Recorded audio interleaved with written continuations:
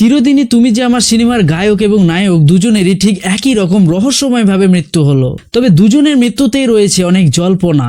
Video শেষে তোমাদের এমন একটা জিনিস দেখাবো যেটা দেখে মনে হবে তিনি হয়তো আগে থেকে জানতেন তার এই বয়সে আর ঠিক এইভাবে মৃত্যু হবে। 19 সেপ্টেম্বর 2025 সালে সিঙ্গাপুরে স্কুবা ডাইভিং করতে গিয়ে জলে ডুবে জুবিন গার্গের মৃত্যু হয়। আর 29 মার্চ 2026-এ দীঘা সংলগ্ন ওড়িশার তালসারিতে শুটিং করতে গিয়ে জলে ডুবে মৃত্যু হয় রাহুল অরুণোদয় বন্দ্যোপাধ্যায়ের। ডিরেক্টর বলেছেন তাদের শুটিং ছিল হাঁটু পর্যন্ত জলে, তাহলে জলের গভীরে যাওয়ার তো প্রশ্নই আসে না।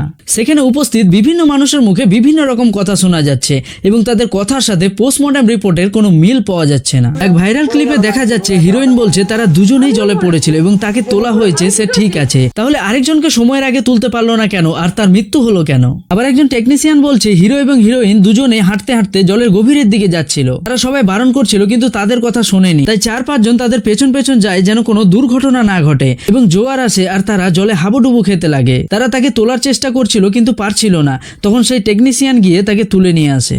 তাদের দাবি রাহুল অরুণোদয় 5 থেকে 6 মিনিট জলের নিচে ছিল, কিন্তু পোস্টমর্টম রিপোর্ট বলছে প্রায় ঘন্টা খানেক জলের নিচে ছিল। আবার কর্তৃপক্ষরা প্রথমে বলছিল তাদের শুটিং হয়ে গেছিল এবং তারা সবকিছু নিয়ে সেখান থেকে বের হয়ে গেছিল, রাহুল অরুণোদয় আর হিরোইন সেখানেই ছিল।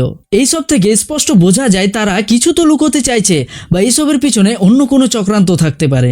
এবার রাহুল অরুণোদয় বন্দ্যোপাধ্যায়ের 2018 সালের এই ফেসবুক পোস্টটা দেখুন, যেখানে লেখা আছে মৃত্যুর পর নিজেকে বেশ রাজকীয় লাগছে আমার, এমনিতেই মৃত্যুটা বেমাক্কা হয়েছে, পাড়ার দুর্গাপুজোর ভাসান ছিল, শেষ সিঁড়িটা মিস করেছি, 42 তো যাওয়ার বয়সও না, বেরিয়ে এলাম জল থেকে, শরীর তুলেছে অবশ্য অন্যরা, এখন ক্লাব ঘরে রাখা। আর ঠিক এইভাবে 42 বছর বয়সে জলে ডুবেই তার মৃত্যু হলো। আবার জুবিন গার্গেরও এরকম একটা গান ছিল আর ঠিক সেইভাবেই তারও মৃত্যু হয়েছে। জানি না এসব কি করে সম্ভব হয়। কাল্পনিকভাবে তারা তাদের মৃত্যুটা যেভাবে লিখেছে বাস্তবেও ঠিক সেইভাবেই তাদের মৃত্যু হয়েছে।